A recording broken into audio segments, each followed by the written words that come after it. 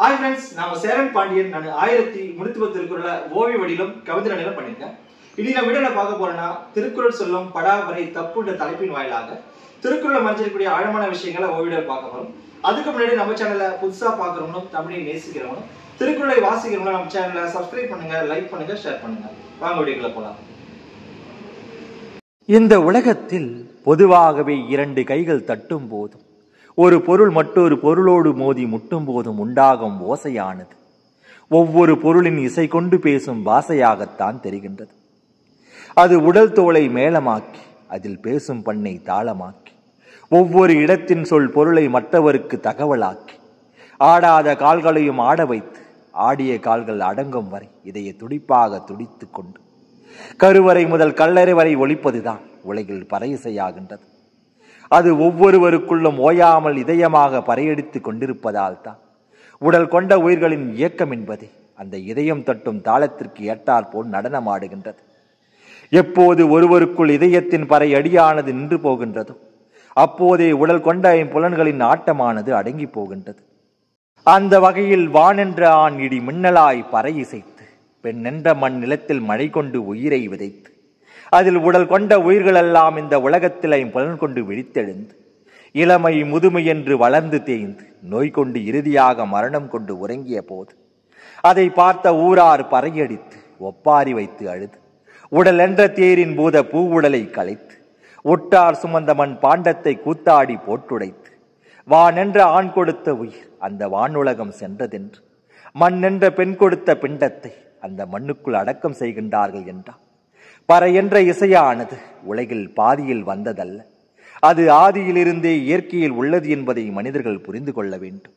காரணம், பறை என்று சொன்னாலே தோளை மேளமாக்கி பேசும் பண்ணை தாளமாக்கி ஒவ்வொரு நிலத்தின் சொல் பொருளை தகவலாக்கி ஊரெறிய இழுத்து இட்டுக்கட்டி இசைப்பதுதான் பறை.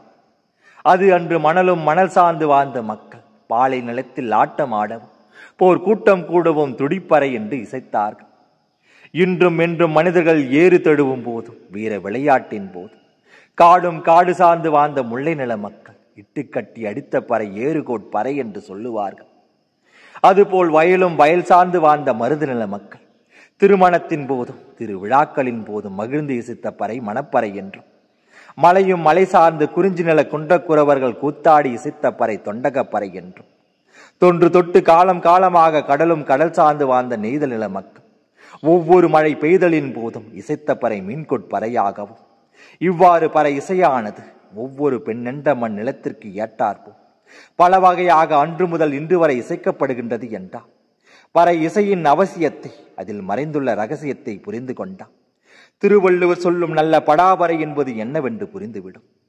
அதாவது அனிச்சம் பூ கால்களையால் பெய்தால் நுகப்பிற்கு நல்ல படாபறை என்பது அனிச்சம் பூவை சூடிய பெண்ணின் மேல் இடையானது மலர் காம்பின் கணம் தாங்காமல் உடைந்தது என்பது வெறும் மேலோட்டமானது.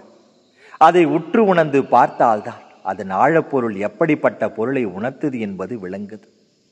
அதாவது மண் என்ற பெண்ணின் மென் இடைத்தோளை மேளமாக்கி வான் என்ற ஆணின் முன் இடைவாளை அதற்கு தாளமாக்கி ஆண் என்ற வானின் இடையடி இடியாய் மின்னலோடு கூடிட பெண் என்ற மண்ணின் இருள் இடையடி பாடிய பறைதான் நல்ல படாபறை. அது தேடிய காதலர் மூடிய காமத்தில் மூழ்கி தெளித்த போது காரிருள் சூழ்ந்த கலவில் அது யாருக்கும் தெரியாமல் அன்று மறைந்து இருவர் இடையடியில் இன்பமாய் ஒலித்தது. அதனால் இன்று இவள் வாடிய உயிரும் அதில் வளர்கின்ற உயிருமாய் இடைஒடிந்து கிடப்பது காதலர் காமத்தில் அன்று கலந்ததை ஊரறிய பறை சாற்றுது. அது ஆணுக்கும் பெண்ணுக்கும் அந்த வானுக்கும் மண்ணுக்கும் உண்டான உறவை உலகறிய ஒலிக்குது. அது நன்னீரில் வளர்ந்த அனிச்சமாயான் விந்தணு மென் பன்னீரில் பூத்திருக்க அதை வெந்நீரில் மலர்ந்த வெளிச்சமாய் இருள் சூழ்ந்த பெண் இடையண்டம் பார்த்து பழுத்திருக்க பூத்ததும் பார்த்ததும் சேர்ந்து இடையடி இருளும் ஒளியுமாக கலந்து பறை ஒலிக்க பாவை சூடிய மலர் காம்போடு சுகம் தருமோ காமத்தால் சுமையேறுமோ என தெரியாமல் சுமப்பவள் சூழுகின்றாள் உலக சூட்சுமத்திலே சுமை தந்தவன் பார்க்கிறான் வெட்டவெளி அந்தரத்தில். அதனால் ஆடிய அண்டம் அசையவில்லை, அவளுக்குள் சுகம் தேடிய பிண்டம் பிசைந்து பிணைகின்றது.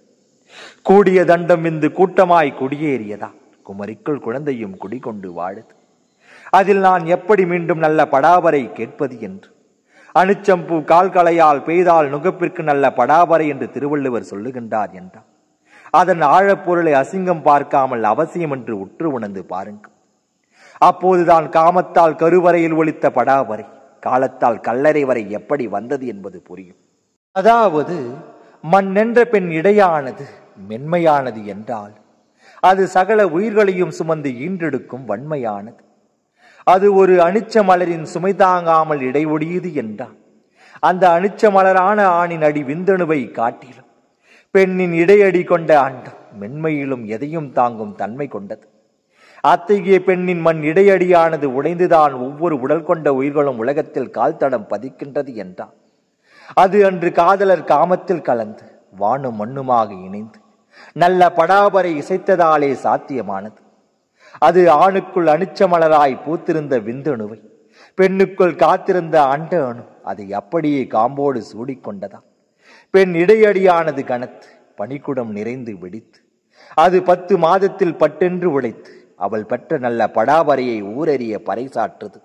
எனவே வான் என்ற ஆண் அன்று இடியாய் இடையடி மழை கொண்டு பறையடித்ததா இன்று மண் என்ற பெண் பிள்ளை பெற்றெடுக்கும் மடியாய் மலர்ந்து காய் கனிந்து கிடக்கின்றாள் என்பதை புரிந்து கொண்டாலே பறை என்ற இசையானது பாதியில் வந்ததல்ல, அது ஆதியிலிருந்தே பிறப்போடும் இறப்போடும் தொடர்பு கொண்டு வந்தது என்பது புரிந்துவிடும்.